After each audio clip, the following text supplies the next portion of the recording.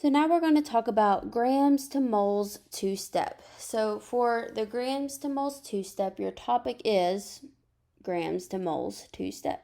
Your goal is I can convert grams from one substance to moles of another using stoichiometry. Now everything we've done so far has just been one step. So now we're adding one more track to our railroad, and it's going to be a little bit longer, a little bit more math, but hopefully it's not too difficult. I think you guys got it. I have faith in you all. All right, so your notes for this. Start with what they give you. And then the second step is you're actually just combining the skills that we've learned earlier. We'll use molar mass to go from grams to moles, and then we'll use coefficients to go from mole to mole. Our example is if I have 100 grams of H2O, how many moles of H2 would I have? And then here is our reaction. 2H2 plus O2 makes 2H2O. So again, go ahead and pause the video, make sure you have all the steps typed out, and then we will go through this practice problem together. All right, so here they give us 100 grams of O2. So right here in this first box, we're going to put 100 grams of O2.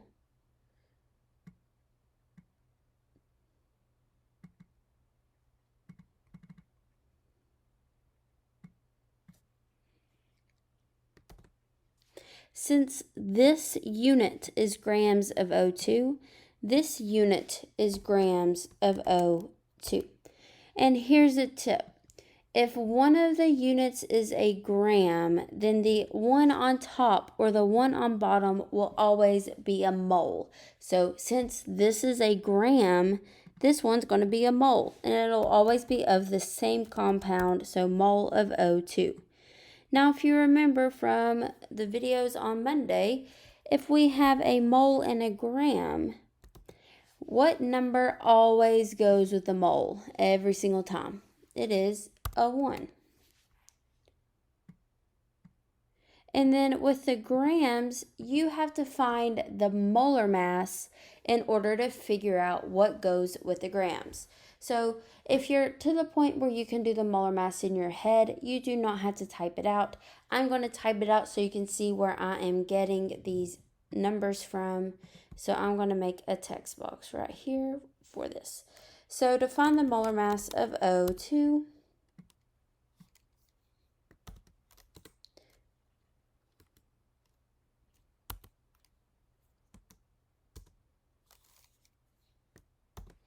so we're looking at oxygen, that's the only element.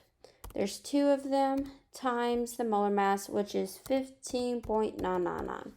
Now I got that. If you look at the periodic table, 15.999, that is the mass number.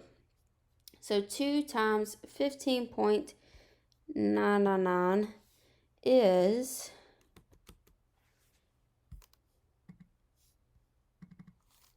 15.999 times 2, 31.998. So 31.998. So that is what's going to go with the grams. Is 31.998. All right, so we still have one more step because this is a 2-step. Since this is moles of O2, this diagonal will always have that same unit. So in this case, it's moles of O2. And then the last box on the top is always what you're looking for. So here, how many moles of H2 would we have? So we would put moles of H2 because that's what we're looking for. So when we have mole over mole, that's when we look at the coefficients or the numbers in the front to figure out what we do. So here, we look at O2. O2 doesn't have anything in front, so that would just be a 1. And then we look at H2. H2 has a 2 in the front, so that number is going to be a 2. Now, how we do this math.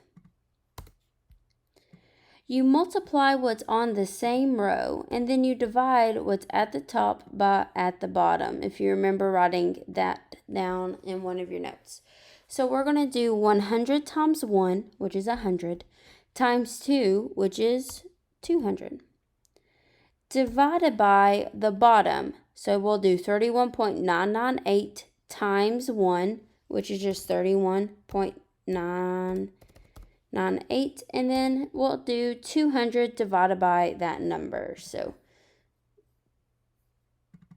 200 divided by 31.998. So our answer is going to be 6.25.